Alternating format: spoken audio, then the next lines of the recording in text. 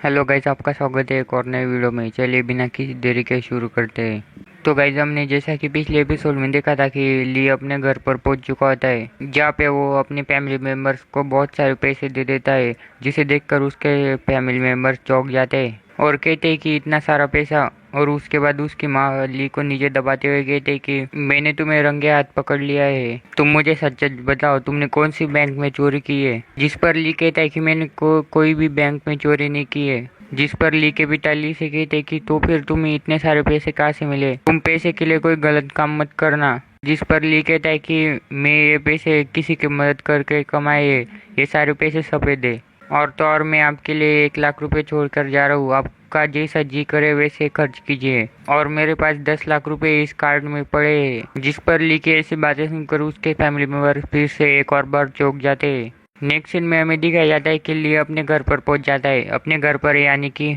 अपने ससुराल, जहाँ पर वो आते हुए देखता है कि यान का फोन बज रहा होता है। इस पर की बहुत ज्यादा नोटिफिकेशन आई होती है, जिसे देखकर ली बहुत ज्यादा गुस्से में यान के कमरे की तरफ जाने लगता है। उसके बाद ली यान के रूम का दरवाजा खोल लेता है।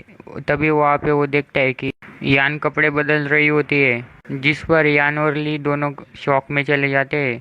और यान चिल्लाते हुए कहते हैं कि तुम ठगी कहीं तुम्हें कोई शर्म वरम है कि नहीं।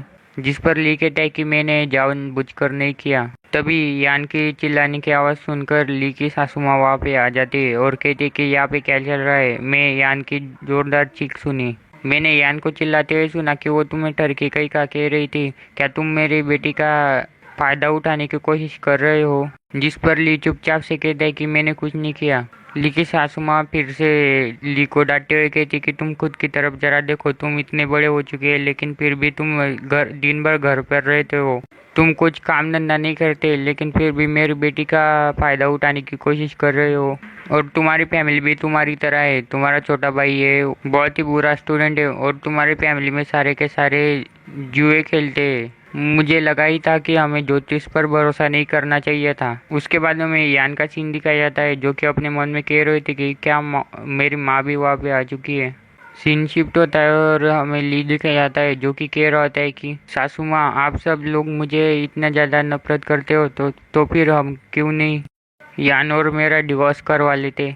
उसके बाद ली की बातें सुनकर ली की सास कहते हैं कि क्या डिवोर्स, तुम कमी नहीं कही गई, तुम यान को क्या समझते हो, वो क्या एक गुड़िया है, जब चाहे तुम मुझसे डिवोर्स ले सकते हो, तुम डिवोर्स को इतने हल्के में मत लो, और अगर तुम डिवोर्स ले लोगे तो हमारी फैमिली की रेपुटेशन का क्या होगा।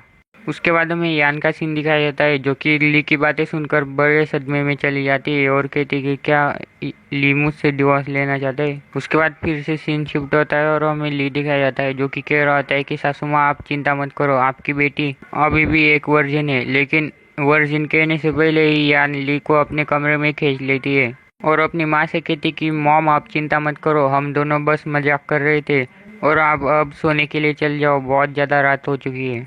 नेक्स्ट सीन में हमें यान और ली दिखाया जाता है, जो कि अपने कमरे में बैठे होते हैं। तभी ली यान से पूछता है कि अभी अभी तुम्हारी माँ ने एक ज्योतिषी के बारे में कहा था, उसका क्या मतलब हुआ, मुझे जरा बताओ। जिस पर यान ली से कहती कि क्या तुम्हें पता है, मैं 2 साल पहले क्यों तुमसे शादी करने के लिए तैयार हो चुकी थी, और तो और मैंने तुम्हारे भाई का सारा कर्जा भी खत्म कर दिया। जिस पर ली पूछता है कि उसके बारे में क्या। नेक्स्ट सीन में हमें 20 साल पहले की स्टोरी दिखाई जाती है, जहाँ पे यान छोटी होती है और वो अपनी फैमिली के साथ फेस्टिवल में घूम रहे होते हैं। तभी हमें वहाँ पे एक बूढ़ा आदमी दिखाया जाता है, जो कि कहता है कि कितनी अच्छी फैमिली है, लेकिन बदकिस्मती से आपकी चारों तरफ अनहोनी हो रहा है, आप ज़्यादा दिनों तक जिंदा नहीं रहोगे। तभी हमें वो बूढ़ा आदमी दिखाया जाता है, जो कि और कोई नहीं होता, ओहली का ग्रैंडपा होता है, जो कि कहता है कि मैं बहुत ज़्यादा जगह घूम के आया हूँ और मैंने बहुत ज़्यादा चीज़ें देखी है, तो इसी वजह से मैं आपकी बीमारी देखकर चुप नहीं बैठ सका।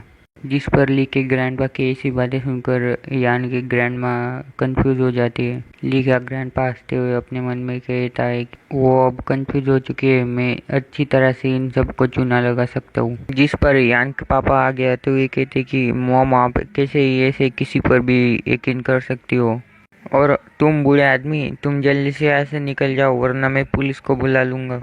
तभी हमें यान का सीन दिखाई जाती है, जो कि ली के ग्रैंडपा से कहती है कि मिस्टर, क्या आप मेरे ग्रैंड माँ को हील कर सकते हो, वो बहुत ज़्यादा बीमार है। जिस पर ली का ग्रैंडपा यान से कहता है कि मुझे यकीन नहीं हो रहा तुम्हारी जैसी यंग लड़की भी इतनी होशियार हो सकती है। ये तो तुम्हारा नसीब ही है कि तुम मुझसे मिली हो। तभी ली का ग्रैंडपा यान को पील देते हुए कहता है कि ये दोनों 9 लाइफ साइकिल पिल्स है जो कि मेरी तरफ से गिफ्ट है तुम्हारी ग्रैंडमा के लिए। ये दोनों पिल तुम्हारी ग्रैंडमा की उम्र 9 साल तक बढ़ा सकती है और एक पिल देने के बाद अगले 9 साल में एक और पिल देना, इससे तुम्हारे ग्रैंडमा की उम्र 18 साल तक बढ़ जाएगी। और उससे भी ज़्यादा अच्छी बात तुम्हारे लिए यह है कि जब तुम 18 साल की हो जाओगी तो एक लड़का जिसका नाम लीजा होगा वो तुम्हारे घर के पास आएगा और तुमसे शादी करने की बात करेगा और तुम्हें उससे शादी कर लेनी है। उस लड़के के साथ शादी करने के बाद तुम्हारा और तुम्हारे फैमिली के पास बहुत ज़्यादा पैसा हो जाएगा और तुम बहुत ज़्यादा अच्छी लाइफ जी सकोगी। और ऐसा कह के ली के ग्रैंडपा वहाँ से चले जाते हैं। सीन शिफ्ट होता है और हमें प्रेजेंट टाइम में यान दिखाई जाती है। अपनी स्टोरी खत्म करने के बाद वो कहते हैं कि हमने पहले उसके बारे में ज़्यादा नहीं सोचा था, लेकिन जब हम मेरी ग्रैंडपा मरने की कगार पे थी तब उन्होंने एक पिल ट्राई की,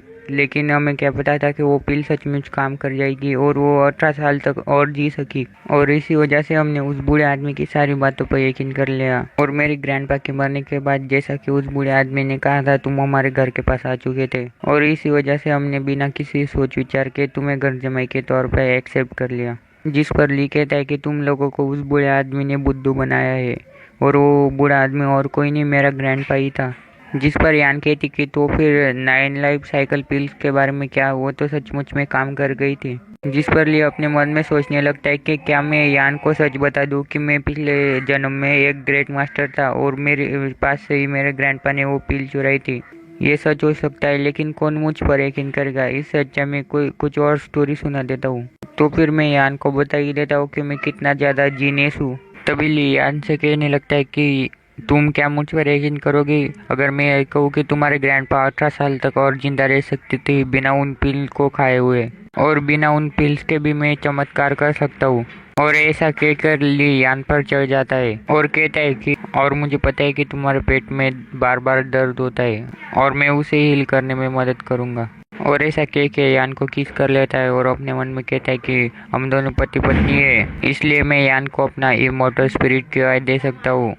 उसके बाद यान ली को धक्का दे देती है और खांसने लगती है और हमें दिखाया जाता है कि यान के मुंह से खांसते हुए खून निकलने लग जाता है कि ली यान का इलाज करने के लिए यान के ऊपर चढ़ चुका होता है और अपने शरीर में से इमॉर्टल स्पिरिट की आय यान को दे देता है, जिसकी वजह से यान के मुंह से खून निकलने लगता है। उसके बाद नेक्स्ट सीन में हमें ली कार में बैठा दिखाया जाता है जहाँ पे वो सोच रहा होता है कि यान क्या ठीक होगी। मैंने तो यान को सिर्फ हल्का सा इमॉर्टल स्पिरिट की ओर दिया था, लेकिन मुझे क्या पता था कि इसके लिए इतना कम भी बहुत ज़्यादा हो जाएगा। मुझे अगली बार ध्यान देना होगा कि मैं यान का इलाज ठीक से करूँ। एक सीन में हमें दिखाया जाता है जहाँ पे सेक्रेटरी ए कह रहे होते हैं कि ये मेरे ब्रदर इन लॉ का घर है जिन्होंने की शेन कॉरपोरेशन को अकेले ही खड़ा किया है। उसके बाद हमें दिखाया जाता है कि सेक्रेटरी उस घर के अंदर एंटर करने के लिए पिन डाल रहा होता है। और गाइस आपको एक कंफ्यूजन होगा कि ये सेक्रेटरी कौन है। ये सेक्रेटरी उस मोटे आदमी का भाई का सेक्रेटरी है और इसी ने इसके भाई की मदद करने के लिए ली को रिक्वेस्ट की है यहाँ पे आने के लिए। बैक टू द टॉपिक, ली की नज़र वहाँ पे लगे तालिस्मान की तरफ जाती है। उसके बाद हमें दिखाया जाता है कि वो दोनों घर के अंदर आ जाते हैं जहाँ पे सेक्रेटरी उसके ब्रदर इन लॉ से कह रहा होता है कि यही वो एक्सपर्ट है डॉक्टर ली जिनके बारे में मैंने आपको बताया था। और डॉक्टर ली मैं आपका इंट्रोडक्शन कर देता हूँ। लेफ्ट में बैठी मेरी सिस्टर है और उनके बाजू में बैठे मेरे ब्रदर इन लॉ यानी कि मेरे जीजाजी है जो कि शेन कॉर्पोरेशन के CEO है शेन पेंग। उसके बाद शेन पेंग ली से कहते कि डॉक्टर ली आपका यहाँ पे आने के लिए बहुत बहुत शुक्रिया है, जिस पर ली कहता है कि उसकी कोई ज़रूरत नहीं है। उसके बाद शेन पेंग अपनी कहानी बताने लगते हैं कि कुछ दिनों से मुझे ऐसा लग रहा है कि मेरा घर अब सेफ नहीं रहा और मेरा बिजनेस भी अच्छा नहीं चल रहा। आपसे पहले मैंने एक एक्सपर्ट से बात की थी जिसने कि हमारे दरवाजे पर तालिस्मान लगा दिए थे और कहा था कि सब ठीक हो जाएगा, लेकिन ऐसा कुछ नहीं हुआ। उसके बाद ली शेन से कहता है कि आपका मेंशन का स्ट्रक्चर तो बहुत ही डिफरेंट है, क्या आपने किसी एक्सपर्ट के साथ इसे बिल्ड किया है? जिस पर शेन कहते हैं कि आपने सही कहा, मैं एक बिजनेसमैन हूँ, मुझे इन सारी चीज़ों का ध्यान रखना होता है। और उसके बाद ली पीछे की तरफ देखते हुए कहता है कि क्या आपके पास एक पेट था जो कि अभी अभी मरा है? क्या वो एक काले कलर का डॉग था जिसे आपने इस पूरे के बगीचे के नीचे दबाया है? जिस पर शेन कहते हैं कि डॉक्टर ली आप तो बहुत ज़्यादा अमेजिंग हो, हमारे पास एक छोटा लिटिल पप था जो कि अचानक से एक बीमारी का शिकार हो चुका था और अचानक से उसकी मौत हो गई थी। जिस पर ली कहता है कि वो कोई बीमारी का शिकार नहीं होता, उसकी मौत का कारण यह है कि आपका पपी आपके घर को डार्क एनर्जी से बचा रहा था, उसी के स्ट्रेस के कारण उसकी मौत हुई थी। जिस पर शेन चौंकते हुए कहती कि क्या डार्क एनर्जी। नेक्स्ट सीन में हमें ली दिखाया जाता है जो कि घर के बाहर उस डार्क एनर्जी का पीछा करते हुए आ जाता है और शेन से करता है कि उस जगह पे मुझे कुछ अजीब सी फीलिंग हो रही है, मुझे ऐसा लगता है कि उस जगह के अंदर कुछ तो छुपाया गया है, आप उस जगह पे खुदाई करके देख लो। उसके बाद शेन किसी को फोन लगाते हुए कहते कि जल्दी मेरे घर के पास आओ, मुझे कुछ काम है। जिस पर सेक्रेटरी उसे रोकते हुए कहते हैं कि आप इतनी जल्दी एक्शन मत लो, आप ठीक से जरा सोचो विचार कर लो। जिस पर शेन कहते हैं कि सोचने की क्या जरूरत है, हमारे पास कोई और चॉइस है क्या। नेक्स्ट सीन में हमें दिखाया जाता है कि बड़ी सी जेसीबी के साथ वहाँ पे एक गड्ढा किया जाता है और तभी हमें दिखाया जाता है कि वहाँ पे काम कर रहे एक आदमी को कोई बॉक्स मिलता है और शेन से कहते हैं कि बॉस मुझे एक बॉक्स मिला है। उसके बाद शेन ली से कहते कि क्या डॉक्टर ली इस बॉक्स में कोई प्रॉब्लम है। जिस पर ली कहते हैं कि मुझे इस बॉक्स के अंदर से डार्क एनर्जी महसूस हो रही है, इसलिए मुझे ऐसा लगता है कि ये बॉक्स मुसीबत के जड़ है। नेक्स्ट सीन में हमें दिखाया जाता है कि ली और शेन के पास से कोई बहुत तेजी से जाता है और जाता ही उस वर्कर को पकड़ लेता है और उसके हाथ में से बॉक्स को छीन लेता है और तभी हमें दिखाया जाता है कि उस डार्क एनर्जी का असर उस बंदे पे होने लगता है, लेकिन तभी लीन वहाँ पे आके उस बंदे को बेहोश कर देता है और ली शेन से कहता है कि इसे डार्क एनर्जी ने पोजेस कर लिया था, इसे थोड़े आराम की जरूरत है, आप इसे कमरे में ले जाइए। और फिर उसके बाद ली उस बॉक्स को खोल लेता है और जहाँ पे वो येलो पेपर देखता है, लेकिन शेन उस पेपर को देखकर बहुत ज़्यादा चौंक जाते हैं और कहते हैं कि इस पर तो मेरे वाइफ और मेरे बर्थ डेट लिखे गए हैं। जिस पर ली कहता है कि कोई तो आपकी शेन फैमिली को नुकसान पहुंचाना चाहते हैं, लेकिन आप चिंता मत कीजिए, ये एक लो ग्रेड का कर्स है, इसे जलाने से ये खत्म हो जाएगा। और फिर हमें दिखाया जाता है कि उस बॉक्स को जला दिया जाता है। नेक्स्ट सीन में हमें सारे लोग कमरे के अंदर दिखाया जाता है जहाँ पहले उस बंदे के पास बैठा होता है और उस बंदे का इलाज अपनी सिल्वर नीडल के साथ कर रहा होता है और इलाज करते हुए कहता है कि इसके शरीर के अंदर बहुत ज़्यादा पॉइजन था, लेकिन मैंने इसके ब्लड के अंदर से सारा पॉइजन निकाल लिया है। जिस पर सेक्रेटरी की सिस्टर ली को कहती है कि डॉक्टर ली आपका बहुत बहुत शुक्रिया, यह हमारा अकेला लड़का है, इसकी जान बचाने के लिए आपका बहुत बहुत शुक्रिया। जिस पर ली कहता है कि आप चिंता मत कीजिए, मैंने उस पेपर को जला दिया है, अब आपके घर पे से वो कर्ज हट जाएगा।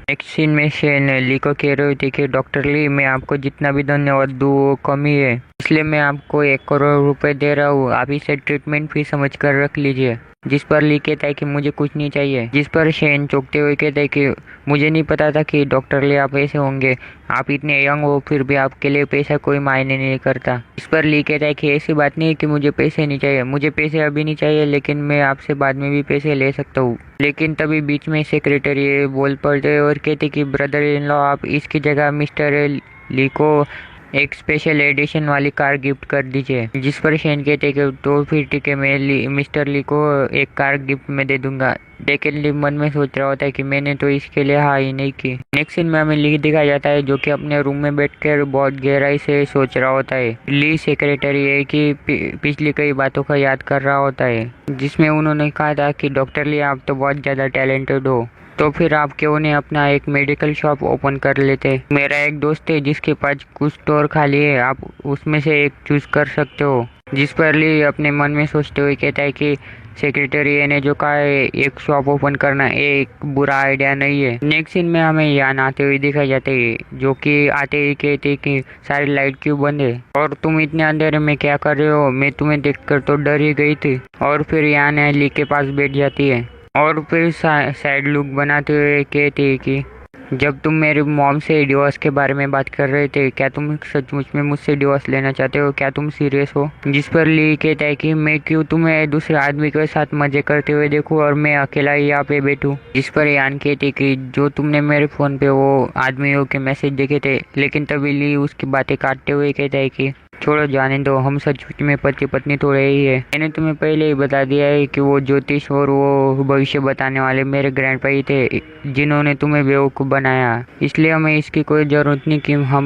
मेरे ग्रैंडपा की झूठ की वजह से इस ज़बरदस्ती की शादी में हमेशा के लिए अटके रहे। तो फिर ठीक है, हम ये सब चीज़ें यहाँ पे ही ख़त्म करते हैं। ऐसा कह के लिए वहाँ से जाने लगता है, लेकिन तभी यान उसे पीछे से पकड़ लेती है और कहती है कि रुको, मुझे कोई परवाह नहीं कि तुम्हारे ग्रैंडपा ने झूठ बोला था, लेकिन फिर भी तुम्हारे ग्रैंडपा ने मेरे ग्रैंडमा की जान बचाई थी। मुझे ऐसा लगता है कि तुम पहले से बहुत ज़्यादा बदल चुके हैं, लेकिन फिर भी मुझे तुमसे डिवोर्स नहीं चाहिए। ऐसी बात नहीं है कि मैं तुम्हें मुझे छूने नहीं देना चाहती, लेकिन उसके पीछे भी एक बहुत बड़ा कारण है। और ऐसा कहने के बाद यान को उल्टी आने लगती है, इसलिए वो ली से दूर हट जाती है। तो गाइस, वीडियो होता है यहाँ पे ख़त्म। हम अगले एपिसोड में देखेंगे कि क्या कारण है यान की ऐसी हरकत करने का और क्यों वो ली से डिवोर्स नहीं लेना चाहती। क्या और कोई कारण है जिसकी वजह से वो ली का था कि ली को यान से डिवोर्स चाहिए था, लेकिन यान को ली से डिवोर्स नहीं लेना था। लेकिन तभी यान ने ली को पकड़ लिया था और उसने कहा था कि मुझे तुमसे डिवोर्स नहीं चाहिए, मुझे तुम्हारे साथ ही रहना है। और हमने देखा था कि यान को अचानक से उल्टी आने लग जाती है, जिस पर ली यान से पूछता है कि क्या तुम ठीक हो, जिस पर यान कहती कि हाँ हाँ मैं ठीक हूँ। तभी ली यान से कहता है कि क्या ये इस बारे में है कि तुम्हारे पेट के अंदर किसी और आदमी का बच्चा है, तो फिर हमें इस बारे में तुम्हारे मम्मी पापा को नहीं बताना चाहिए और तुम चिंता मत करो, मैं कल के कल डिवोर्स पेपर का इंतजाम करता हूँ। इस पर यान ली का हाथ पकड़ते हुए कहती कि मुझे बोलने का मौका तो दो, मैंने तुम्हें कोई धोखा नहीं दिया। लेकिन ली यान की कोई बातें न सुनते हुए कहता है कि मेरे फैमिली ने जो भी पैसे तुमसे लिए वे मैं तुम्हें जल्दी से जल्दी लौटा दूंगा। लेकिन तभी ली की सास वहाँ पे आ जाती है और कहती कि क्या सचमुच में तुम दोनों को डिवोर्स चाहिए, लेकिन क्यों। उसके बाद हमें ली का सीन दिखाया जाता है, जो कि यान से कह रहा होता है कि तुम रो क्यों रही हो, ऐसा लग रहा है कि मैंने तुम्हें रुलाया है। लेकिन तभी यान उसकी माँ से गले लग जाती है। वहाँ पे उसकी मॉम यान से कहती कि यान क्या तुम ठीक हो, और ली से कहती कि ली तुम्हारी हिम्मत कैसे हुई मेरी बेटी को रुलाने की, और यान मुझे बताओ क्या ली तुम्हें परेशान कर रहा है। तभी यान अपनी माँ से कहती कि नहीं नहीं मॉम, ये मेरी गलती है। लेकिन यान की मॉम अलग ही इमेजिन कर रही होती है, जहाँ पे यान कह रही होती कि ली मुझे छोड़कर मत जाओ, हमारे बच्चे के लिए तो रुक जाओ। जिस पर ली कहता है कि किसे परवाह है, मुझे तो सिर्फ डिवोर्स ही चाहिए। ये सारी चीजें ली की सास इमेजिन कर रही होती है और ली से कहते कि ली तुम कमीने कह के तुम्हारी हिम्मत कैसे हुई, तुम यान को कैसे छोड़ सकते हो जब उसके पेट के अंदर तुम्हारा बच्चा है, तुम ऐसा कैसे कर सकते हो, तुम किस किस्म के आदमी हो। जिस पर ली कहता है कि ये बच्चा मेरा नहीं है। जिस पर ली की सास कहती है कि तुम ऐसा कैसे कह सकते हो कि यान ने किसी और आदमी के साथ संबंध बनाई है, तुम झूठे कह के। जिस पर ली कहता है कि आपको जो अच्छा लगे वो सोचिए, और मेरा दिमाग भी अपनी जगह पे है। लेकिन ली की सास उस पर कहती कि तुम कचरे के तुम्हारी हिम्मत कैसे हुई ऐसे कुछ भी बहाने बनाने के। लेकिन तभी यान बीच में आते हुए कहते कि आप दोनों लड़ाई करना बंद कीजिए, मैं प्रेग्नेंट नहीं हूँ। नेक्स्ट सीन में हमें ली उस मोटे आदमी के मेंशन में दिखाया जाता है, जहाँ पे वो बूढ़े आदमी से कह रहा होता है कि आप बहुत ज्यादा बूढ़े हो चुके हो, आपकी बॉडी ज्यादा हाई मेडिकेशन का सामना नहीं कर सकती, और आपके बॉडी के अंदर जो अनहोनी हो रहा था वो धीरे धीरे गायब हो रहा है। जिस पर वो बूढ़ा आदमी कहता है कि इतने बूढ़ा होने के बाद भी मैं अभी तक जिंदा हूँ, ये मुझ पर भगवान की कृपा ही है। उसके बाद वो पिंक हेयर वाली लड़की ली से कहती कि तुम्हारा बहुत बहुत शुक्रिया, क्या तुम मेरे साथ लंच करना पसंद करोगे। जिस पर ली कहता है कि तुम्हारा शुक्रिया, लेकिन मैं आज बहुत ज़्यादा बिजी हूँ, इसलिए हम फिर कभी लंच करेंगे। उसके बाद ली वहाँ से चला जाता है। ली के जाने के बाद वो बूढ़ा आदमी पिंक हेयर वाली लड़की से कहता है कि मैं तुम्हारा लव में पूरा सपोर्ट करूंगा, लेकिन एक शादीशुदा आदमी के पीछे पड़ना अच्छी बात नहीं है। जिस पर वो पिंक हेयर वाली लड़की गुस्सा होते ही कहती है कि ग्रैंडपा आप बहुत ज़्यादा परेशान करते हो मुझे। उसके बाद ली उस मोटे आदमी के मेंशन से बाहर निकलता ही कि तभी उसके सामने सेक्रेटरी आ जाते और कहते कि डॉक्टर ली, मेरे ब्रदर इन लॉ ने जो गिफ्ट भेजा था आपके लिए वो आ चुका है। जिस पर ली शॉक होते हुए कहता है कि इतनी लग्जरी कार। फिर से सेक्रेटरी कहते हैं कि यह एक लिमिटेड एडिशन की फरारी है, मेरे ब्रदर इन लॉ को भी इसे पाने के लिए बहुत मुसीबत का सामना करना पड़ा। मेरे ब्रदर इन लॉ को ये डर था कि आपको ये कार बहुत ज़्यादा सस्ती लगेगी, आपको ये कार पसंद आई है तो ये बहुत ज़्यादा अच्छी बात है। लेकिन ली शॉक होते अपने मन में कहता है कि क्या सस्ती। फिर से सेक्रेटरी ये कहती है कि आपने मेरे ब्रदर इन लॉ की मदद की है, इसलिए आप बुरा मत मानिए, आपके लिए कार बनी है। उसके बाद ली उस कार को लेकर वहां से चला जाता है और कार चलाते हुए यान की बातें सोचने लगता है, जहाँ पे वो कह रहे होते कि मैं प्रेग्नेंट नहीं हूँ, लेकिन मैं जब से यूनिवर्सिटी में गई हूँ तब से मुझे एक अजीब सी बीमारी हो चुकी है। जब भी मैं किसी आदमी के जरा सा भी पास जाती हूँ तब तब मुझे उल्टी आने लगती है। इसलिए ली मैं तुमसे हमेशा ही दूरी बनाए रखती हूँ। मैंने इस बीमारी के बारे में बहुत से डॉक्टरों को बताया, लेकिन किसी के पास इसका इलाज नहीं था। और ली कहता है कि यान को एक अजीब सी बीमारी है और ऐसा भी नहीं लग रहा कि वो प्रेग्नेंट है। क्या ऐसा हो सकता है कि यान पर कर्ज लग चुका है? छोड़ो, जाने दो। आज मेरे पास बहुत ज़्यादा टाइम है, इसलिए मैं यान को उसकी यूनिवर्सिटी से पिक कर लेता हूँ। नेक्स्ट सीन में हमें निंग सिटी की यूनिवर्सिटी दिखाई जाती है, जहाँ पे यान खिड़की के पास बैठ कर काम कर रही होती है। तभी उसकी नज़र एक बंदे की तरफ जाती है जो कि उसे प्रपोज करने की पूरी तैयारी से वहाँ पे आया होता है। और यान उस बंदे के पास आकर कहती है कि गायून, तुम्हें पता भी है तुम क्या कर रहे हो? तभी वो बंदा कहता है कि यान, मैं तुम्हें पसंद करता हूँ, प्लीज मेरी गर्लफ्रेंड बन जाओ। जिस पर यान उसे गुस्से से कहती है कि मैं शादीशुदा हूँ और तो और मैं तुम्हारी टीचर भी हूँ और तुम मेरे स्टूडेंट हो। हमारे बीच में कोई रोमांटिक रिलेशनशिप नहीं हो सकता। लेकिन वो बंदा यान के पास आते हुए कहता है कि लेकिन तब भी सारे लोगों को पता है कि तुम्हारा पति एक कचरा इंसान है। उससे कोई फर्क नहीं पड़ता कि तुम शादीशुदा हो, तुम जब चाहो तब डिवोर्स ले सकते हो। तुम्हारे जैसी सुंदर औरत को एक फूल की तरह प्यार करना चाहिए, और जो इंसान तुमसे प्यार नहीं करता वो तुम्हारे लायक कैसे हो सकता है? और तभी वहाँ पे खड़े बंदे कहने लगते हैं कि ये तो बहुत ज्यादा हैंडसम है, ये तो बहुत ज्यादा रोमांटिक है, विजयांग इसे हाँ कर दीजिए। लेकिन तभी वो बंदा फिर से यान से कहता है कि क्या तुम वो फूल बनना पसंद करोगी जिसे मैं अपनी जिंदगी भर प्यार करता रहूं?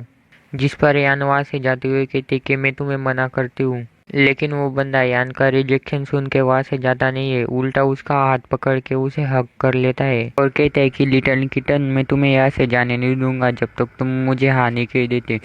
लेकिन उस बंदे के ज़्यादा पास जाने के कारण यान को उल्टी आने लगती है और वो उस बंदे पे उल्टी कर देती है और उस बंदे से कहते है कि मेरा ऐसा कोई इरादा नहीं था, मुझे माफ़ कर दो। लेकिन वो बंदा चिल्लाते हुए कहता है कि मेरा लिमिटेड एडिशन वाला आर्मन का शर्ट, नहीं ऐसा नहीं हो सकता। और यान से कहता है कि तुम मुझे मेरे पैसे दो, इस शर्ट के पैसे वापस करो। तभी वहाँ पे लिन की कार आके रुकती है, जिसे देखकर वहाँ पे खड़े बंदे कहने लगते हैं, अरे देखो ये तो लिमिटेड एडिशन वाली फरारी है। इस कार के सिर्फ 200 यूनिट बने थे और इस कार की कीमत 3 करोड़ रुपए है। और वहाँ पे खड़ा दूसरा बंदा कहता है कि उसके सामने तो इसकी कार कुछ नहीं है।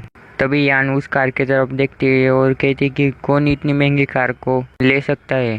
तभी उस कार में से ली बाहर आता है और कहता है, ओ तुम यहाँ पे हो, चलो जल्दी घर जाना है हमें। तभी ली की ऐसी बातें सुनकर यान बहुत ज़्यादा शॉक में चली जाती है, लेकिन ली कहता है कि चलो जल्दी आ जाओ। तभी वो बंदा वहाँ पे आते हुए ली को कहता है कि तुम कौन हो कमीने के, क्या तुम्हें दिखाई नहीं दे रहा मैं इसे प्रपोज कर रहा हूँ? जिस पर ली कहता है कि तुम जानना चाहते हो मैं कौन हूँ, तो फिर तुम यान से ही पूछ लो। और तुमने जो प्रपोज किया उसके बारे में तुम्हें उसका जवाब पहले से ही मिल चुका है। तो गाइस, ली उस उल्टी के बारे में बात कर रहा है, यानी कि ली उस बंदे से ये कह रहा है कि तुम्हारे औकात सिर्फ उल्टी की तरह ही है।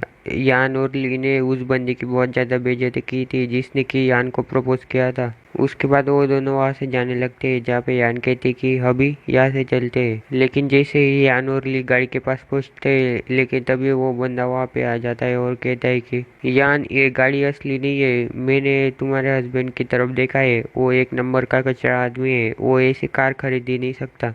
लेकिन ली उसे चिढ़ाते हुए कहता है कि तुम एक जोकर की तरह दिख रहे हो जिसे कि कोई भाव भी नहीं देता। तुम क्यों नहीं एक कॉमेडी सेंट्रल में चले जाते परफॉर्म करने के लिए, या फिर एक सर्कस ज्वाइन कर लो जोकर की तरह, या फिर कचरा उठाने का काम ही कर लो। नेक्स्ट सीन में हमें ली और यान गाड़ी के अंदर दिखाई जाते हैं, जहाँ पे यान रो रही होती है। जिस पर ली यान से कहता है कि तुम रो क्यों रही हो, तुम मुझे बता सकती हो? जिस पर यान कहती कि मैं तुम्हारी वजह से रो रही हूँ, क्योंकि तुमने मेरे लिए इतनी महंगी कार को रेंट पे लिया और तुमने रिच बनने का दिखावा किया। तुम मेरे लिए वहाँ पे खड़े रहे, लेकिन फिर भी एक नकली पहचान है तुम्हारी। अगर तुम इतने लायक होते तो तुम एक कार को रेंट पर नहीं रहते। ये तुम्हारे लिए बहुत ज़्यादा महंगी कार है, इसलिए तुम्हें इस कार को जल्दी से जल्दी लौटा देना चाहिए। अगर तुमने इस कार को डैमेज कर दिया तो तुम इसे वापस नहीं कर पाओगे और इस कार की भरपाई नहीं कर पाओगे। जिस पर ली कहता है कि तुम शांत हो जाओ, ये कार मुझे किसी ने गिफ्ट में दी है। जिस पर यान चिढ़ते हुए कहते कि कोई भला तुम्हें कैसे इतनी महंगी कार फ्री में या फिर गिफ्ट में दे सकता है। लेकिन तभी वहाँ पे ली को फोन आ जाता है। ली उस फोन को उठाता है, तभी उसमें से मोटे आदमी की आवाज आती है जो कि कहता है कि बच्चे क्या तुम आज फ्री हो। जिस पर ली और यान कहते अंकल यांग। लेकिन फिर से मोटा आदमी कहता है कि अच्छा यान भी तुम्हारे साथ है।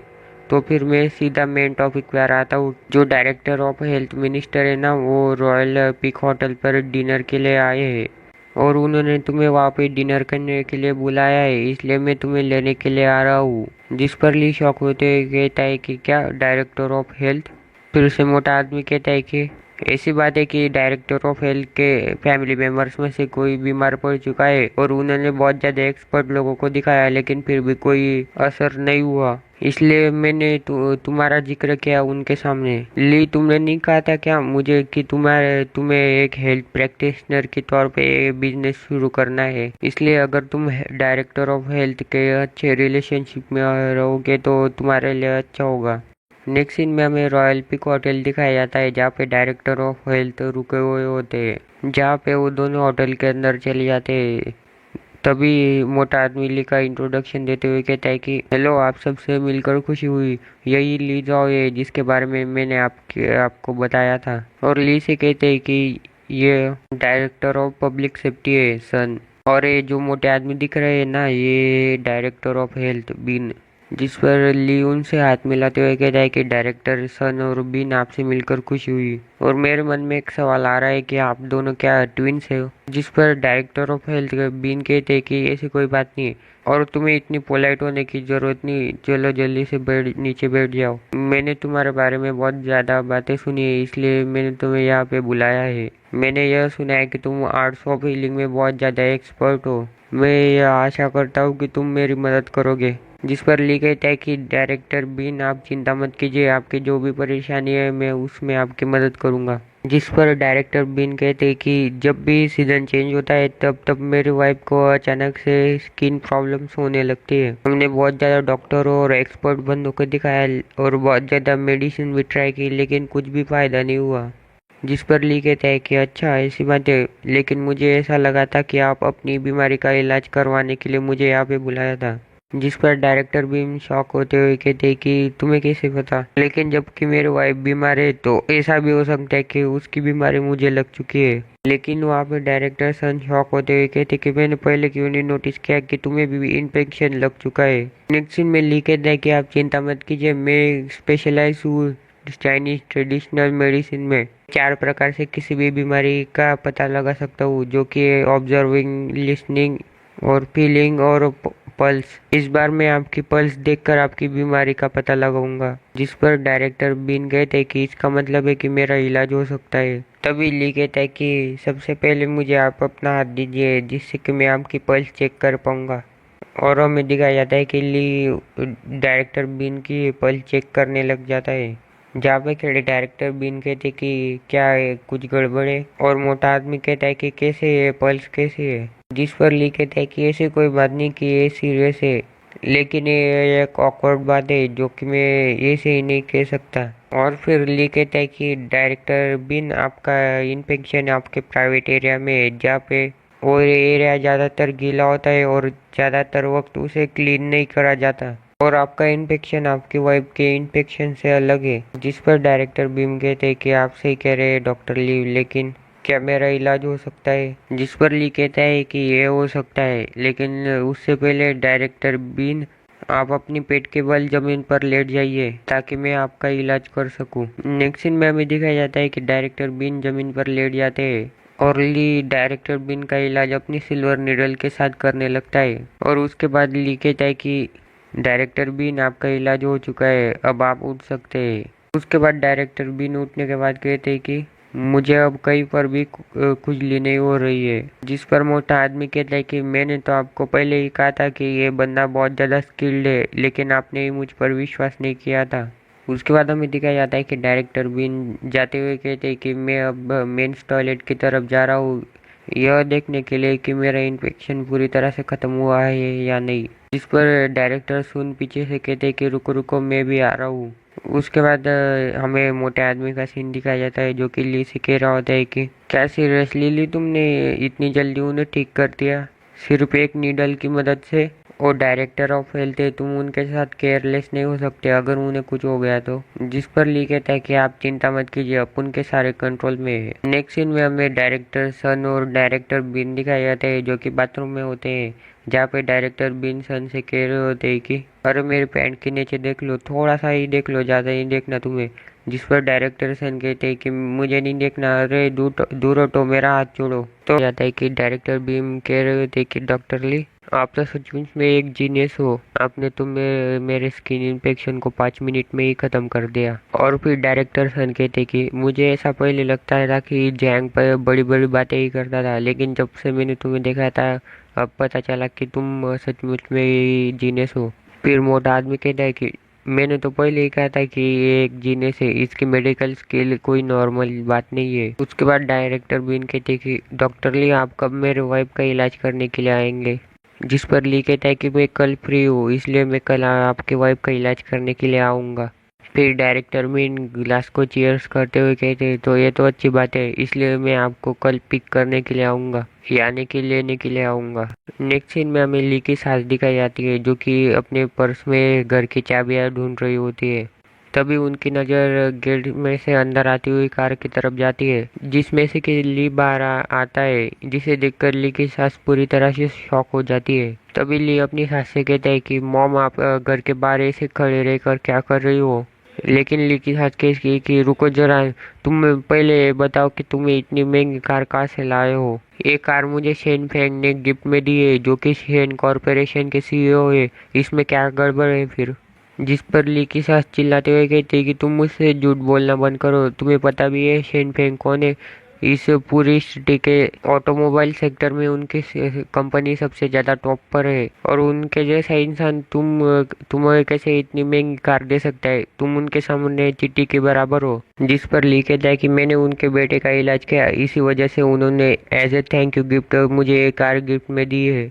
लेकिन ली की सास फिर से चिल्लाते हुए कहते हैं कि क्या तुमने उनके बेटे का इलाज किया, क्या तुम्हें किसी का इलाज भी करना आता है। मुझे पता नहीं, लेकिन अगर तुमने एक कार रेंट पर ली है तो जल्दी से जल्दी जाकर इसे वापस कर दो। लेकिन ली वहाँ से गुस्से में जाते हुए अपने मन में कहता है कि मैं इसका सामना ही नहीं कर सकता। लेकिन ली की सास ली पर चिल्लाते हुए कहते कि तुम वही के वही रुक जाओ, तुम मुझे एटीट्यूड मत दिखाओ, तुम काम धंधा तो कुछ करते नहीं, उल्टा हमारे फैमिली के पैसों पे ऐश करते हो। मुझे ऐसा लगा था कि तुम अपनी फैमिली से अलग हो, लेकिन तुम्हारी फैमिली के जरा और तुम्हारे पापा की तरह ही शेमलेस हो। लेकिन ली अपनी सास की ऐसी बातें सुनकर गुस्से में पीछे मुड़ता है और वो उनकी तरफ आगे बढ़ता है। जिस पर ली की सास कहती है कि क्या तुम इतनी सी भी मेरी डांट नहीं सुन सकते, क्या तुम मुझे मारने की कोशिश कर रहे हो, है तुम ये क्या करना चाहते हो। लेकिन ली अपनी सास से गुस्से में कहता है कि मुझे ये चीज़ क्लियर कर लेने दो, आप मुझे कुछ भी कह सकते हो, लेकिन आप मेरी फैमिली को इसमें बीच में घसीटने की कोई ज़रूरत नहीं, आप मेरी फैमिली के बारे में कुछ नहीं कह सकती, ये बात याद रखना। जिस पर ली के सास घबराते हुए कहते कि मैंने जो भी कहा वो सारा सच था, तुम खुद ही सोच कर देख लो, हर समय यानी तुम्हारी मदद करती है, यान ने 2 लाख रुपए तुम्हें दिए थे सिर्फ तुम्हारे भाई को बचाने के लिए। तुम एक बहुत बड़े झूठे हो, पता नहीं तुम फ्यूचर में जाके क्या करोगे। लेकिन ली अपनी सास की कोई बात न सुनते हुए गाड़ी स्टार्ट करने लगता है, जबकि उसकी सास पीछे से कह रही होती है कि हे तुम क्या सोच रहे हो, तुम कहाँ जाने की कोशिश कर रहे हो, तुम सबसे पहले इस कार को वापस कर दो। नेक्स्ट सीन में हमें ली बैंक के पास दिखाया जाता है, जहाँ पे वो एटीएम में से पैसे निकालने की कोशिश कर रहा होता है। लेकिन तभी ली कहता है कि मेरी सास मेरे लिए ये चीजें मुश्किल कर रही है, मुझे जल्दी से जल्दी जैंग फैमिली को पैसे लौटा देने चाहिए। ली एटीएम में से पैसे निकाल ही रहा होता है कि तभी वहाँ पे एक पुलिस वाली आ जाती है और कहती है कि तुम एक प्राइम सस्पेक्ट हो, तुम्हें मेरे साथ आना होगा पुलिस स्टेशन में। नेक्स्ट सीन में हमें दोनों पुलिस स्टेशन में दिखाया जाता है, जहाँ पे वो पुलिस वाले ली से कह रहे होते हैं कि तुम टर्की कह के तुम कहाँ पे देख रहे हो, तुम मेरी तरफ देखो। जिस पर ली कहता है कि रुको जरा, मैं अभी भी कंफ्यूज हूँ, और तुम्हें अभी अभी मुझे क्या कहा। जिस पर वो पुलिस वाले कहते कि मैंने तुम्हें टर्की कहा। इस पर ली कहता है कि क्या कहा टर्की, मुझे ऐसा लगता है कि आपने मुझे किसी और की जगह पे पकड़ लिया, मैं पूरी तरह से निर्दोष हूँ। जिस पर वो पुलिस वाले चिल्लाते हुए कहते कि तुम पूरी तरह से झूठ बोल रहे हो, मुझे ऐसा लगता है कि तुम्हारे दिमाग में कुछ ना कुछ प्लान चल रहा है। अगर तुम निर्दोष होते तो तुम पुलिस स्टेशन में आने के लिए इतना हिचकिचाते नहीं। मेरे पास तुम्हारे लिए कुछ सवाल है, इसलिए तुम्हें उनका सही सही जवाब देना है। जिस पर वो पुलिस वाली ली से उसका नाम पूछती है, जिस पर ली कहता है कि मेरा नाम लीजाओ है। और फिर वो उसका जेंडर पूछती है, जिस पर ली चिढ़ते हुए कहता है कि क्या तुम अंधी हो, तुम्हें दिखाई नहीं देता मैं किस जेंडर का हूँ। ली का ऐसा जवाब सुनकर वो पुलिस वाली गुस्से में कहती है कि तुम अपनी जबान संभाल कर बात करो। जिस पर वो ली चिढ़ते हुए उस पुलिस वाली से कहता है कि मैंने यहाँ पे आकर ही तुम पर बहुत बड़ा एहसान कर दिया है। मैं तो बस अपने एटीएम में से कुछ कैश निकाल रहा था, लेकिन तुम ही थी जिसने मुझे बिना किसी प्रूफ के अंदर डाल लिया और अरेस्ट कर लिया। और तो और तुमने मुझे ठरकी भी कहा, क्या तुम्हें मैं ठरकी जैसा दिखता हूँ? इस पर वो पुलिस वाली अपनी सर हिलाते हुए कहते कि हाँ हाँ, तुम बिल्कुल ही ठरकी जैसे दिखते हो। जिसे सुनकर ली का पूरा कॉन्फिडेंस डाउन हो जाता है। उसके बाद वो पुलिस वाली ली से कहते कि अच्छा ठीक है, मैं तुम्हें एक और सवाल पूछती हूँ। तुम मुझे ये बताओ कि तुम 3 दिन पहले शाम को क्या कर रहे थे और कहाँ थे? जिसके जवाब में ली कहता है कि मैं घर पर सो रहा था। जिस पर वो पुलिस वाले टेबल पर हाथ मारते हुए कहती है कि क्या बकवास बात है। तभी ली कहता है कि अगर तुम्हें मैं जो भी कह रहा हूँ उस पर कोई भरोसा ही नहीं तो फिर क्या फायदा है इस इंटरोगेशन का। उसके बाद वो पुलिस वाली अपने माइंड में अपने सीनियर की बातें सोचने लगती है, जहाँ पे वो सीनियर कह रहे होते कि तुम बस एक इंटर्न हो, अगर तुम ऐसे ही सीधे सीधे पूछोगे तो कोई तुम्हें जवाब नहीं देगा। उसके बाद हमें उस पुलिस वाली का एक डेविलिश लुक दिखाया जाता है और वो कहती है कि तुम्हारी हिम्मत कैसे हुई मुझसे ऐसे बात करने की। तभी वहाँ पे उस बंदी का सीनियर आ जाता है और वो कहता है कि हमने गलत बंदे को पकड़ लिया है। तभी हमें उस पुलिस वाली का सीन दिखाया जाता है जिसने किल्ली को टाइट पकड़ लिया होता है। और गाइस आप देख ही सकते हो कि उसने कहाँ पे पकड़ा है। तो गाइस पुलिस वाली का तो एक पुलिस वाले ने एक मुजरिम समझकर अरेस्ट कर लिया था, लेकिन उसका लॉल हो गया था जब उसे पता चला कि उसने गलत बंदे को अरेस्ट कर लिया था। अब आगे एपिसोड की शुरुआत में हमें पुलिस वाली दिखाई जाती है जो कि ली से माफी मांगते हुए कह रही होती कि मेरी गलती की वजह से तुम्हें पूरी रात भर जेल में रहना पड़ा। लेकिन हमें ली दिखाया जाता है जो कि पुलिस वाली को पूरी तरह से इग्नोर करते हुए वहां से जाने लगता है। लेकिन वो पुलिस वाले बीच में आते हुए कहते कि हे तुम इतने निर्दयी कैसे हो सकते हो, मैंने तुमसे पहले से ही माफी मांग ली, लेकिन तुम ऐसा कैसे कर सकते हो। जिस पर ली कहता है कि तुम्हारा नाम जियांग है ना, तुम इसीलिए माफी मांग रही हो ताकि तुम ये सुन सको कि मैंने तुम्हें माफ किया, लेकिन मेरे पास ऐसे फालतू गेम्स के लिए टाइम नहीं, इसलिए तुम रास्ते से हट जाओ। तभी ली का फोन बजता है जिसमें उसका भाई रोते हुए कह रहा होता है। तभी ली कहता है कि क्या हुआ, तुम रो क्यों रहे हो, तुम्हारे साथ क्या हुआ, तुम क्या स्कूल में ही हो, मैं जल्दी से वहाँ पे आ रहा हूँ, तुम वही रुकना। और ऐसा कहकर ली अपनी कार की तरफ जाने लगता है। तभी हमें पुलिस वाले का सीन दिखाया जाता है जो कि ली को गाली देते हुए कहती है कि कितना कमीने कहीं का इंसान है, मुझे कुछ न बताते हुए चला गया। नेक्स्ट सीन में हमें एक होटल दिखाया जाता है जहाँ पे ली का भाई फोन पे ली से कह रहा होता है कि मेरे गर्लफ्रेंड ने मुझे कल ही डंप कर दिया। डंप यानी एक तरह से रिजेक्ट, और उसने एक नया बॉयफ्रेंड बना लिया है जो कि कहता है कि वो मुझे बहुत ज्यादा मारने वाला है। मैं अभी स्कूल के एंट्रेंस के एक होटल पे बैठा हूँ, भाई तुम जल्दी आ जाओ, मुझे यहाँ से ले जाओ। तभी वहाँ पे उसी लड़की का नया बॉयफ्रेंड आ जाता है और कहता है कि ओ तो तुम यहाँ पे छुपे हुए हो, मुझे तुम्हें ढूंढने में बहुत ज्यादा समय लगा। और फिर वो बंदा गुंडों से कहता है कि यही वो बंदा है जो कि मेरे गर्लफ्रेंड के पीछे बार बार आता है। जिस पर ली का भाई कहता है कि मैं नहीं था, वो तो तुम्हारा भाई ही था जो कि ऐसा कर रहा था। उसके बाद वो गुंडा ली के भाई का सिर टेबल पर पटक देता है और कहता है कि चुप हो जाओ तुम, मुझे तुम्हारे बारे में कोई परवाह नहीं है, अगर तुम मेरे भाई के रास्ते में आओगे तो मैं तुम्हें खत्म कर दूंगा। उसके बाद वो गुंडा अपने सारे बंदों से कहता है कि इस बच्चे को अच्छी तरह पिटाई करो, ऐसी पिटाई करो कि ये हमेशा याद रखे। उसके बाद हमें दिखाया जाता है कि वो सारे गुंडे मिलकर ली के भाई को बहुत ज्यादा पीट रहे होते हैं। तभी हमें वहाँ पे ली की कार आते हुए दिखाई जाती है जो कि सीधा होटल में घुस जाती है। उसके बाद ली उस कार में से बाहर निकलता है और अपने भाई को चारों तरफ ढूंढने लगता है। तभी ली अपने भाई के पास जाकर कहता है कि क्या तुम ठीक हो, क्या तुम वो खड़े रह सकते हो। और फिर ली अपने भाई को वहां से ले जाने लगता है। उसके बाद हमें उसी बंदे का सीन दिखाया जाता है जो कि अपनी गर्लफ्रेंड से कह रहा होता है कि क्या तुम ठीक हो, क्या तुम्हें कहीं चोट लगी है। और फिर वो ली से कहता है कि रुक जाओ, तुम ऐसे ही कैसे यहाँ से जा सकते हो हमारे ऊपर कार चलाने के बाद। जिस पर ली गुस्से में कहता है कि तुम ही थे जिसने इन सारे लोगों के साथ मिलकर मेरे भाई को पीटने की कोशिश की। जिस पर वो बंदा कहता है कि हाँ मैं ही था, लेकिन तुम मेरे साथ क्या कर सकते हो। जिस पर ली उस बंदे का गला पकड़ लेता है और फिर उसे जोर से धक्का दे देता है। ली की ऐसी ताकत देकर उस गुंडों का बहुत चौंक जाता है और ली से कहता है कि क्या तुम्हें मरने की इच्छा हो रही है? तुम्हारी हिम्मत कैसे हुई मेरे सामने उस पर हाथ उठाने की? और फिर अपने बंदों से कहता है कि बॉयज इसे चारों तरफ से घेर लो और इसकी अच्छी तरह से पिटाई करो। तभी हमें दिखाया जाता है कि ली अपनी कल्टीवेशन की पावर को इस्तेमाल करते हुए उन सारे बंदों की पिटाई करने लग जाता है। लेकिन एक बंदा पीछे से अचानक से ली पर अटैक कर देता है और कहता है कि तुम अब खत्म हो जाओगे। लेकिन ली उस बंदे को एक ही मुक्के में आसमान में उड़ा देता है और फिर कहता है कि क्या तुम सब में इतना ही दम था? जिस पर वो गुंडों का बॉस कांच की बोतल लेकर ली पर पीछे से हमला करने के लिए बढ़ जाता है। लेकिन ली उसे पकड़ लेता है और उसका हाथ जोर से मोड़ने लग जाता है। और फिर वो बंदा ली को धमकाते हुए कहता है कि क्या तुम जानते हो मैं कौन हूँ? मैं झांग लोंगचेंग हूँ, जो कि गोल्डन रूट का सैन्य से हूँ। तुम मुझे गुस्सा दिलाने की हिम्मत करो और मैं तुम्हारी सारी फैमिली को खत्म कर दूंगा। लेकिन ली उस गुंडे के हाथ को और जोर से मोड़ते हुए कहते हैं कि क्या तुम मुझे धमकाने की हिम्मत कर रहे हो? मैं तो तुम्हारे सारे हाथ को ही तोड़ दूंगा।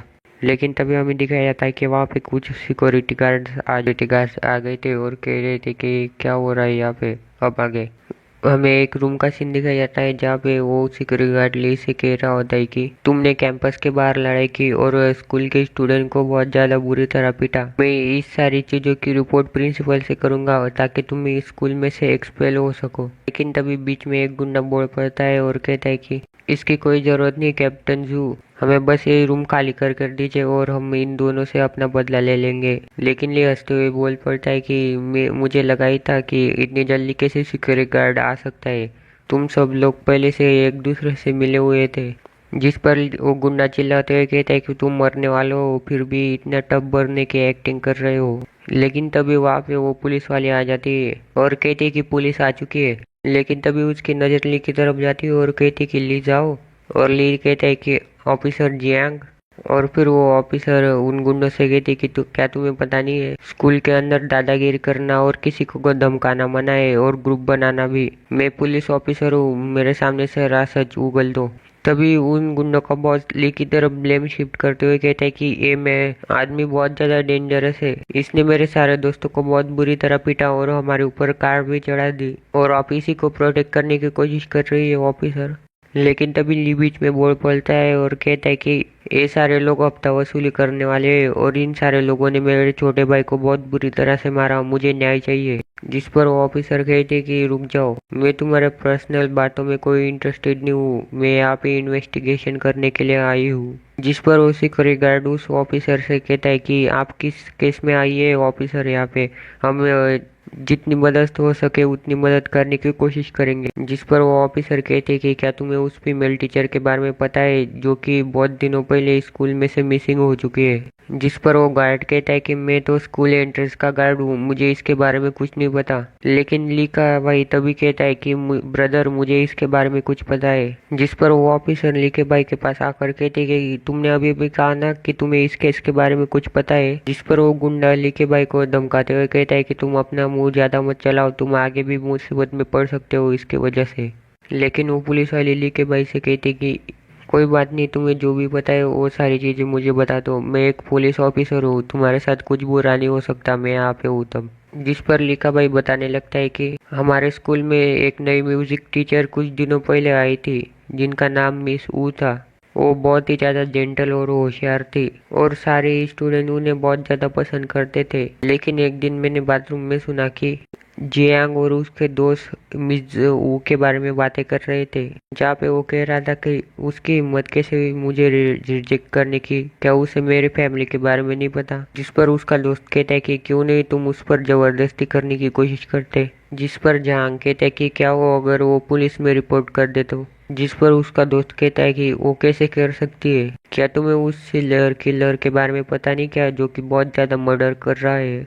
तुम उस टीचर के साथ सारे काम करने के बाद उसे मार दो और फिर सारा ब्लेम सीरियल किलर के ऊपर डाल देना, क्या तुम इतना भी नहीं कर सकते? और फिर लिखा भाई अपनी स्टोरी खत्म करते हुए कहते हैं कि उस दिन के बाद हमने मिस ऊ को कभी नहीं देखा। ऐसी स्टोरी सुनकर ली और ऑफिसर के भी पसीने छूटने लगते हैं। तभी जैंग कहता है कि ये तो बहुत अच्छी स्टोरी थी, लेकिन पुलिस वालों को सबूत चाहिए, बिना सबूत के कुछ नहीं हो सकता। जिस पर ऑफिसर कहती कि क्या सबूत? तुम अकेले ही शक के दायरे में हो, इसलिए तुम्हें मेरे साथ पुलिस स्टेशन पे पूछताछ के लिए आना होगा। उसके बाद ऑफिसर जैंग की तरफ बढ़ते हुए कहते कि तुम्हें मेरे साथ पुलिस स्टेशन पे चलना होगा। लेकिन तभी हमें दिखाया जाता है कि वही सिक्योरिटी गार्ड दरवाजा बंद कर देता है। जिस पर ऑफिसर गुस्सा होते हुए कहते कि तुम सोच क्या रहे हो, ये सब क्या क्यों कर रहे हो तुम? जिस पर वो सिक्योरिटी गार्ड हंसते हुए कहता है कि कुछ चीज़ों को चुपचाप वैसे ही छोड़ देना बेहतर होता है। जिस पर ऑफिसर कहते कि क्या तुम्हें पता भी है एक ऑफिसर को ऐसे धमकाने का नतीजा क्या हो सकता है? जिस पर वो गुंडों का बॉस कहता है कि क्या नतीजे? अगर तुम आज ही मर गई तो कोई सबूत नहीं बचेगा। और फिर वो अपने बंदों से कहता है कि उस आदमी को मार डालो और मुझे वो औरत जिंदा ही चाहिए। जिस पर वो सारे बंदे मिलकर ऑफिसर और ली को चारों तरफ से घेर लेते हैं। तभी एक गुंडा ऑफिसर की तरफ अटैक करने के लिए बढ़ जाता है, लेकिन वो ऑफिसर एक किक में ही उस गुंडे को ऊपर उड़ा देती है और कहते कि तुम्हारी हिम्मत कैसे हुई एक पुलिस वाली पर हमला करने की? और ऐसा कहकर वो सारे गुंडों की धुलाई करने लग जाते हैं। और फिर वो ऑफिसर ली से कहती कि मैं इन सारे लोगों को संभाल लूंगी, तुम खिड़की में से कूदकर अपनी जान बचा लो। लेकिन तभी उन गुंडों का बॉस ऑफिसर को गले से पकड़ लेता है और कहता है कि भागने के लिए कोई टाइम नहीं बचा। तुम तो बहुत ज़्यादा अच्छी फाइटर हो, लेकिन मैं इस बारे में सोच रहा हूँ कि तुम बिस्तर पे कैसे परफॉर्म करोगे, और तुम्हारे संतरे भी बहुत ज़्यादा बड़े हैं, मुझे इन्हें छूकर चेक कर लेने दो। और ऐसा कहकर वो अपना हाथ संतरों की तरफ बढ़ाने लगता है, लेकिन जैसे ही वो अपना हाथ आगे बढ़ाता है उसका हाथ मुड़ जाता है और वो गुंडा जोर से चिल्लाने लगता है कि मेरा हाथ। वो और किसी ने नहीं, ली ने ही मोड़ा होता है, जो कि ऑफिसर से कहता है कि मेरे भाई को प्रोटेक्ट करो, मैं इन सारे लोगों को देख लूँगा। और फिर ली सारे गुंडों से कहता है कि आ जाओ, इस सारी चीज़ों को ख़त्म करते हैं। क्या तुम्हें यह लगता है कि एक औरत पे हाथ उठाने से तुम खुल लोगे? तो ऐसा नहीं है, और अगर तुम्हें दम है तो तुम मुझ पर हमला कर कर दिखाओ। लेकिन तभी वो गुंडों का बॉस एक गन बाहर निकल लेता है और कहता है कि नरक में जाओ, और फिर ऐसा कहकर गोली चला देता है। लेकिन तभी हमें दिखाया जाता है कि गोली और किसी की नहीं, उसी के सिर पर चली होती है। और फिर हमें दिखाया जाता है कि वहाँ पे पुलिस आ जाती है और कहते कि सारे फ्रीज हो जाओ, सारे नीचे बैठ जाओ और अपने हाथों को अपने सिर के ऊपर रख लो। और फिर उन पुलिस वालों का चीफ ली से कहता है कि जैसे ही मैंने तुम्हारा मैसेज देखा मैं जल्दी से जल्दी यहाँ पे आने की कोशिश की, क्या मैं टाइम पर आ पाया? जिस पर ली कहता है कि हाँ हाँ, बहुत ज़्यादा अच्छी टाइमिंग है। और फिर चीफ की नज़र ऑफिसर पर जाती हो, जो कि कहते कि जियांग तुम यहाँ पे क्या कर रही हो? जिस पर ली कहते हैं कि ऑफिसर जियांग यहाँ पे केस की इन्वेस्टिगेशन के लिए आई थी और उसी ने सारे गुंडों को मार गिराया, इसीलिए उसे सारी चीज़ों का क्रेडिट मिलना चाहिए। आपकी मदद के लिए बहुत बहुत शुक्रिया चीफ, और मैं और मेरा भाई यहाँ से अब जाते हैं। जिस पर चीफ कहते हैं कि तुम आगे जाओ, मैं सारी चीज़ों को क्लीन करके आता हूँ। और फिर हमें ली और उसका भाई वहाँ से जाते हुए दिखाई जाते हैं, जहाँ पे उन्हें जाते हुए ऑफिसर जियांग देख रही होती है। जिस पर चीफ ऑफिसर जियांग से कहते हैं कि तुम उसकी तरफ देखना बंद करो, वो पहले से शादीशुदा है। जिस पर ऑफिसर कहते कि मैं नहीं देख रही थी उसकी तरफ। तो गाइस ली के भाई की जिन गुंडों ने पिटाई की थी उनकी पिटाई कर कर ली ने उनको पुलिस वालों के हवाले कर दिया था। अब आगे एपिसोड की शुरुआत में हमें एक कैफे का सीन दिखाया जाता है, जहाँ पे यान और उसके साथ एक लड़की बैठी हुई होती है, और वहाँ पे यान ली के बारे में ही सोच रही होती है कि ली ने यह कहा था कि मुझे तुमसे डिवोर्स चाहिए, मैं क्यों तुम्हें दूसरे आदमियों के साथ मजे करते हुए देखूं। जिस पर यान ने कहा था कि तुम ऐसा सोच रहे हो, वैसा कुछ नहीं है। तभी हमें यान के मोबाइल में मैसेज दिखाया जाता है, जिसे देखकर ही ली और यान के बीच में झगड़ा हो चुका था। अगर आपने देखा नहीं है तो आप एपिसोड 6 देख सकते हो।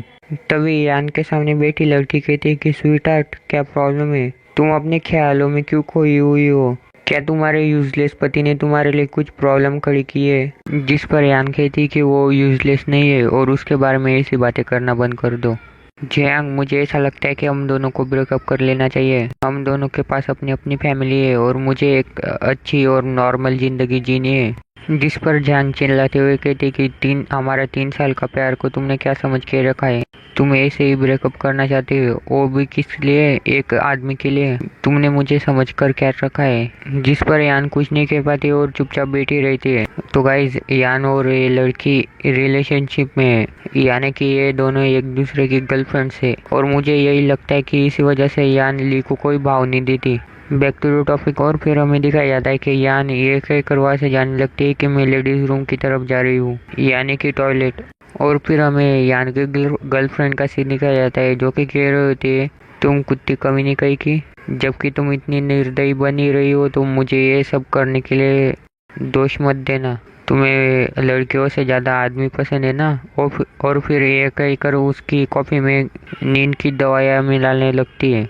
और फिर फ़ोन करते हुए कहते कि यंग मास्टर का हो, क्या आप यान में इंटरेस्टेड हो। नेक्स्ट सीन में हमें डायरेक्टर बीन का घर का सीन दिखाया जाता है जो कि कह रहे थे कि ली मेरे बच्चे तुम तो सचमुच में एक चमत्कारी डॉक्टर हो।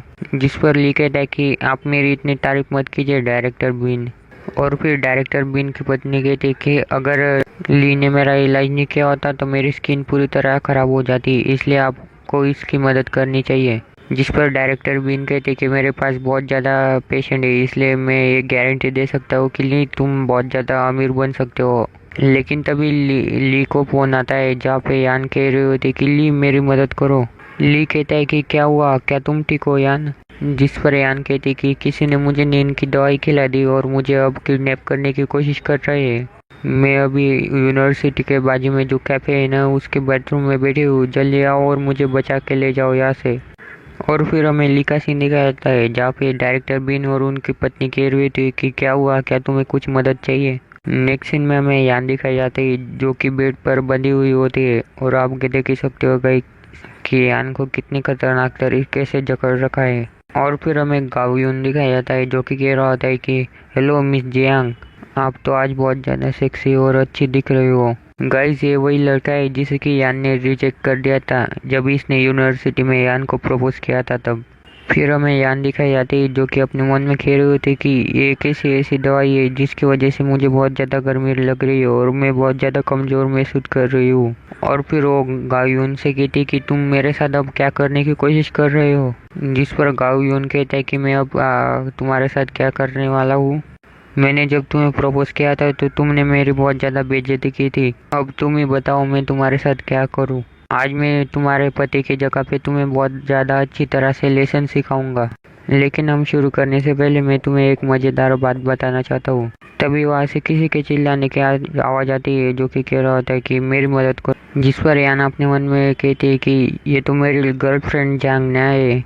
जिस पर गावयून कहता है कि जांग ये थी जिसने कि तुम्हें मुझे बेचा और मुझे ऐसा लगता है कि वो तुमसे बदला लेना चाहती थी, तो इसलिए मैंने मेरे आदमी को उसके साथ मज़े करने के लिए छोड़ दिया। तो फिर अब हमारी बारी है तो क्यों ना हम दोनों भी थोड़े से मज़े कर ले। और फिर हमें नेक्स्ट सीन में ली दिखाया जाता है जो कि गुस्सा कर रहा होता है और फिर वो एक लड़की को पकड़ लेता है और कहता है कि तुम्हारे बाजू में बैठी वो लड़की कहाँ गई। जिस पर वो लड़की ये कहती कि मैं बहुत ज़्यादा घबराई हुई थी, इसी वजह से मैं ज़्यादा कुछ नहीं सुन पाई।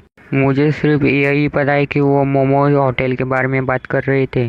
उसके बाद हमें यान का सीन दिखाया जाता है जहाँ पे गावयून कह रहा होता है कि मिस जियांग आप रिलैक्स हो जाइए, मैं आपके साथ बहुत धीरे धीरे करूँगा। लेकिन हमें दिखाया जाता है कि यान एक ही बात बार बार सोच रही होती है कि ली प्लीज़ मुझे बचा लो, ली मुझे बचा लो। फिर गावयून कहता है कि मिस जियांग आप चिंता मत कीजिए, मैं आपके साथ बहुत अच्छी तरह से और धीरे धीरे ही करूँगा। लेकिन तभी हमें दिखाया जाता है कि ली वहाँ पे आ जाता है और वो आते ही गावयून को बालों से पकड़ लेता है और उसे घुमाकर दूर फेंक देता है, जिसकी वजह से उसके थोड़े से बाल भी उखड़ जाते हैं। फिर हमें गावयून गिरने के बाद दिखाया जाता है जो कि कह रहा होता है कि ये तो बहुत ज़ोर से लगा और मेरे बाल भी उखड़ गए।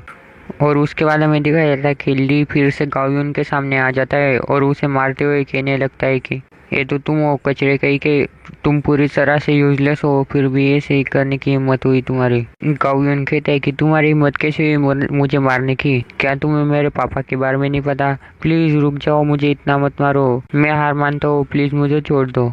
और फिर ली को डैडी कहते हुए कहता है कि डैडी मैं गलत था, प्लीज़ मुझे छोड़ दीजिए, मैं ये सब फिर से नहीं करूँगा। उसके बाद हमें गावियन की हालत दिखाई जाती है जहाँ पे ली ने उसे बहुत बुरी तरह पीट पीट कर उसकी बुरी हालत कर दी थी। नेक्स्ट सीन में हमें यान दिखाई देती जो कि कह रही थी ली तुम फाइनली यहाँ पे आ चुके हो। ली मुझे बहुत ज़्यादा गर्मी लग रही है। जिस पर ली कहता है कि तुम्हें पहले शांत होना होगा, उस गोली का असर खत्म हो जाएगा, तुम्हें बस शांत रहना है। और फिर ली अपने मन में सोचने लगता है कि उन लोगों ने एक ऐसी दवाई इस्तेमाल की जिसकी वजह से काम उत्तेजना बढ़ती है। वो लोग सचमुच में बहुत ज़्यादा घटिया किस्म के हैं। और फिर हमें दिखाया जाता है कि ली यान को वहाँ से ले जाने लगता है। नेक्स्ट सीन में हमें बाथरूम का सीन दिखाया जाता है जहाँ पे ली यान से कह रहा होता है कि अब तुम्हें कैसा लग रहा है, क्या तुम्हें कुछ अच्छा लग रहा है। लेकिन तभी हमें दिखाया जाता है कि यान ली को अचानक से किस कर लेती है, जिस पर ली कहता है कि हम ये नहीं कर सकते। यान कहती है कि लेकिन ऐसा क्यों, क्या तुम मुझे पसंद नहीं करते। जिस पर ली कहता है कि हम ऐसे ही कहीं पर भी नहीं कर सकते। लेकिन यान ली से फिर से कहती है कि ली मैं तुमसे भीख मांग रही हूँ, प्लीज़ मेरे साथ कर लो। जिस पर ली अपने मन में कहता है कि कौन होगा जो कि खुद को इतनी खतरनाक हालत में कंट्रोल कर सकता है।